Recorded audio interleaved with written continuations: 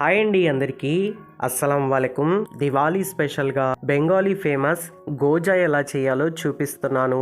ఈ గోజా పైనుంచి క్రిస్పీగా నోట్లో వేసుకోగానే అలా వెన్నలా కరిగిపోతాయి. తినే కొద్దీ ఇంకా తినాలనిపిస్తాయి. అంతేకాకుండా ఇవి బయటే నెల రోజులు పైగా నిలువ ఉంటాయి. టేస్ట్ కూడా చాలా బాగుంటాయి. ముందైతే ఈ గోజా చేసుకోవడం కోసం ఒక ప్లేట్లోకి ఒక కప్పు తోటి మైదా పిండిని తీసుకోండి. మైదా పిండి గ్రామ్ వైజ్ గా చూసుకుంటే అర కేజీ వరకు ఉంటుంది. ఇప్పుడు ఈ మైదా పిండిలోకి పావు టీ స్పూన్ వరకు బేకింగ్ పౌడర్, పావు టీ స్పూన్ వరకు వంట సోడాని కూడా వేసి పిండి మొత్తాన్ని ఒకసారి బాగా కలుపుకోండి. ఇలా కలుపుకున్న పిండిలోకి అరకప్పు వరకు కాచి చల్లార్చిన నెయ్యిని కొద్ది కొద్దిగా పోసుకుంటూ పిండి మొత్తాన్ని ఇలా కలుపుకోండి.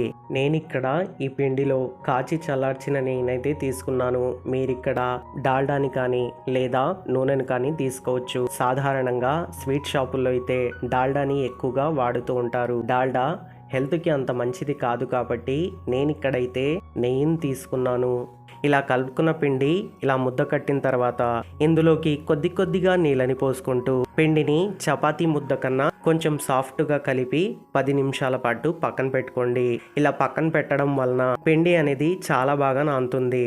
పిండి 10 నిమిషాల తర్వాత చాలా బాగా నాని ఉంటుంది. ఇప్పుడు ఈ పిండిని చపాతీ పీట మీద పెట్టి చపాతీ కర్రతోటి 1/2 ఇంచు మందం ఉండేటట్టు చపాతీని చేసుకోండి. ఇలా చేసుకున్న చపాతీని చాకుతోటి 4 భాగాలుగా కట్ చేసుకోండి. ఈ 4 భాగాల్ని ఒకదాని మీద ఒకటి పెట్టి మరోసారి చపాతీ కర్రతోటి 1/2 ఇంచు మందం ఉండేటట్టు చపాతీని చేసుకోండి. ఇలా చేసుకున్న చపాతీని సైడ్ ఉండే ఎడ్జెస్ ని మొత్తం కట్ చేసుకున్న తర్వాత ఇలా చిన్న చిన్న పీసులుగా కట్ చేసుకోండి. ఇవి 1/2 ఇంచు కన్నా మందం ఉండకూడదు. డీప్ ఫ్రై చేసేటప్పుడు ఈ గోజా అనేది డబల్ అయిపోతాయి. నేనైతే అచ్చం స్వీట్ షాప్లో లా కనిపించాలని కొంచెం పెద్ద పెద్ద ముక్కలుగా అయితే కట్ చేశాను. మీరు కావాలంటే చిన్న చిన్న ముక్కల్లా కూడా కట్ చేసుకోవచ్చు. ఇలా కట్ చేసుకున్న ముక్కలు మొత్తం కూడా ఒక ప్లేట్లోకి తీసుకొని మరొక 10 నిమిషాల పాటు పక్కన పెట్టేయండి.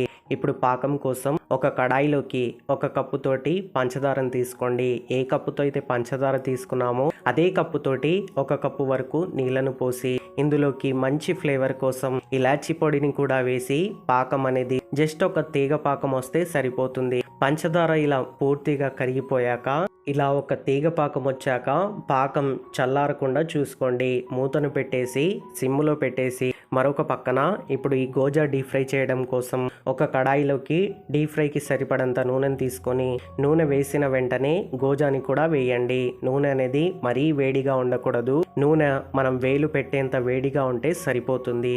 ఈ గోజాని ఒకదాని తర్వాత ఒకటి వేసి వెంటనే గరిట పెట్టకుండా వాటంతట అవే పైకి తేలాక రెండు పక్కల తిప్పుకుంటూ క్రిస్పీగా అయ్యేంత వరకు డీప్ ఫ్రై చేసుకోండి. మీరు వెంటనే గరిట పెట్టారంటే గోజా అనేది ఆయిల్లో కలిసిపోతుంది. మీరిక్కడ నూనెకు బదులుగా నెయ్యిని కూడా తీసుకోవచ్చు. నెయ్యితోటి వీటి టేస్ట్ అయితే ఇంకా డబుల్ అవుతుంది. మనం నూనెలో వేయగానే మనం కట్ చేసుకున్న సైజు కన్నా కూడా డబల్ అయిపోయాయి. చూసారా?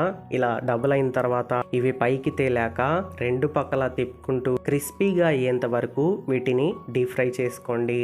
ఇలా మొత్తం అన్నీ కూడా డీప్ ఫ్రై చేసుకున్న తర్వాత ఒక ప్లేట్లోకి తీసుకొని వెంటనే పాకంలో వేసేయండి. పాకంలో వేసేటప్పుడు మరొకసారి పాకంని చూసుకోండి. పాకం ఎందుకంటే వేడిగా ఉండాలి. అప్పుడే పాకాన్ని లోపలి వరకు పీల్చుకొని గోజా జ్యూసీగా అలా నోట్లో వేయగానే వెన్నలా కరిగిపోతాయి. మీరు కూడా ఈ దీపావళికి ఒకసారి మీ ఇంట్లో ఇలా ట్రై చేయండి.